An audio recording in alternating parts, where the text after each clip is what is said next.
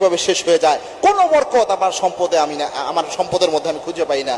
আবার আরেকজন রয়েছে 20,000 টাকা ইনকাম করে, অথচ তার সম্পদের মধ্যে বরকত থাকে। বরকত কিন্তু আল্লাহর দেওয়া দান। আল্লাহ কোনো ব্যক্তির উপর অসন্তুষ্ট থাকলে কোনো কাজের কারণে, তখন আল্লাহ তার ওখান থেকে বরকত উঠায় না। এই জন্য বরকত আল্লাহর কাছে চেয়ে নিতে হয়, আল্লাহর কাছে হালাল রিজিক চাইতে হয়, এমন রিজিক চাইতে হয় যে রিজিকের মধ্যে বরকত রয়েছে। এটা গুরুত্বপূর্ণ বিষয়। এবং হালাল খেতে হয়। হালাল যদি আপনি ভক্ষণ করেন, অবশ্যই আপনার মধ্যে বরকত থাকবে, আপনার রিজিকে বরকত থাকবে এবং আল্লাহ রাব্বুল আলামিনের সাহায্য থাকবে। এবং বেশি বেশি শুকরিয়া আদায় করবেন, তাহলেও বরকত থাকবে। কেননা আল্লাহ রাব্বুল আলামিনের ঘোষণা এটা, সূরা ইব্রাহিমের 7 নম্বর আয়াত, লা ইন শাকারতুম লা আযীদান্নাকুম, লা ইন শাকারতুম লা আযীদান্নাকুম ওয়া লা ইন কাফারতুম ইন্না আযাবি লাশাদীদ। আল্লাহর ঘোষণা হচ্ছে, if you grateful to almighty Allah সুবহানাহু ওয়া তাআলা, I will increase your all লেভেলিটি।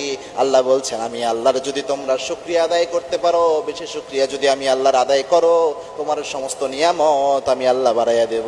সুবহানাল্লাহ। এজন্য এই দুইটি